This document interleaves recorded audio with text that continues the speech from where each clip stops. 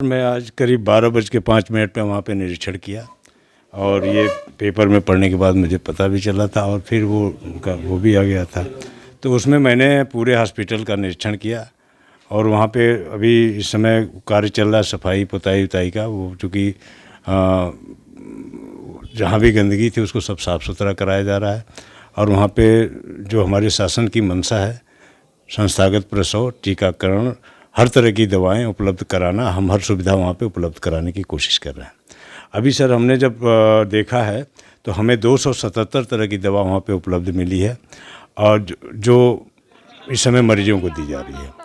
हमारे पास हर तरह की दवा, टीबी से लेके हाइपरटेंशन सब तरह की दवाएं हैं, शुगर की भी दवा है। और जो एक्सपायर दवा की बात आ रही है वहाँ पे कोई भी दवा एक्सपायर नहीं थी। एक एक्सपायर दवा 3 तरह की थी, वो एक्सपायर डब्बे में रखी हुई थी। वो जो टैबलेट ट्रेमाडॉल था 500 mg ये एक्सपायर हो रही है मार्च में 24 को लास्ट में, और टैबलेट्स लोसार्टन ये अप्रैल में एक्सपायर हो रही है। तो उनको डब्बे में रखा गया था, वही डिस्ट्रॉय की जाएगी। ये हमने आज खुद ही देखा है। तो सर इस तरह से एक IAS अधिकारी द्वारा दीदामई प्राथमिक स्वास्थ्य केंद्र पर जाना पूरे विभाग की मतलब स्वास्थ्य महकमे की कार्य प्रणाली पर प्रश्न चिन्ह भी लगाता है क्या? सर इससे ये तो लगाता ही है, लेकिन मुझे लग रहा है कि हमारा कार्य ठीक है और कहीं से जो मैडम ने देखा क्या देखा हम नहीं बता पाएंगे, तो वही बता पाएंगे, लेकिन जो मुझे दिखा है हमको यही दिखा। उन्होंने ये भी कहा कि डॉक्टर्स का मरीजों के प्रति व्यवहार ठीक नहीं था और कई बार उन्होंने कहा कि जो मरीजों को इंजेक्शन दिए जा रहे थे वो प्रॉपर बिठा के नहीं दिए जा रहे थे, पर्चा बनने में भी दिक्कत आती हैं। बहुत सारे प्राथमिक स्वास्थ्य केंद्र हैं, आप लोग समय समय पर ट्रेनिंग भी इनकी करते रहते हैं, आपने क्या देखा आज?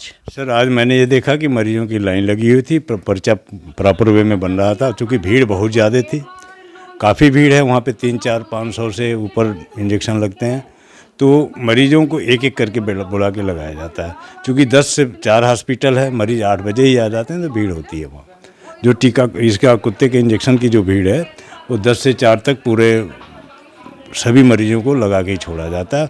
वहाँ निस्वार्थ सुविधा दी जाती है, निःशुल्क दी जाती है और जितना हो सकता है मैक्सिमम लोगों को सुविधा देने की कोशिश की। चलिए मान लेते हैं कि आपने जो कहा वो बिल्कुल ठीक है और सारी स्वास्थ्य महकमे की व्यवस्था ठीक चल रही हैं, लेकिन SDM द्वारा इस पे एक सवाल खड़े कर देना, क्या इससे डॉक्टर्स का, स्वास्थ्य महकमे का मनोबल डाउन होता है? होना चाहिए, होगा ही। इतनी मेहनत के बाद अगर इस तरह का कोई, हमने एक टीम बनाया है जिसमें 3 अपने एडिशनल CMO को जांच के लिए लगाया है।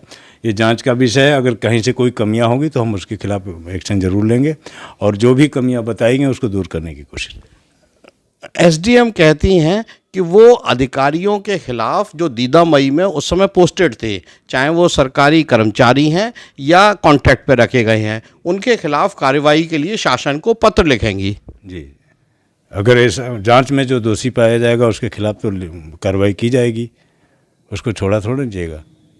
तो आपने तो एक तरह से जो SDM गई थी वहाँ पे कृतिराज, उनके पूरे सिरे से खारिज कर दिया कि वहाँ कोई अनियमितता नहीं है। हाँ जी, कोई अनियमितता नहीं है। दूसरी चीज़ है कि हमारा जो डॉक्टर था इंचार्ज, वो क्या नाम है उनका, डॉक्टर दुर्ग प्रताप सिंह, चूँकि एक ही पूरे ज़िले में एक ही डॉक्टर हैं, तो वो मनोचिकित्सक हैं।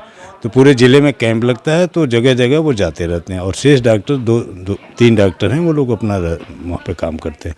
एक डॉक्टर साहब कोई बीमार हो गया था, उसको साइन करके वो चले गए थे, उनका स्पष्टीकरण कॉल कर लिया गया और तो सब लोग थे।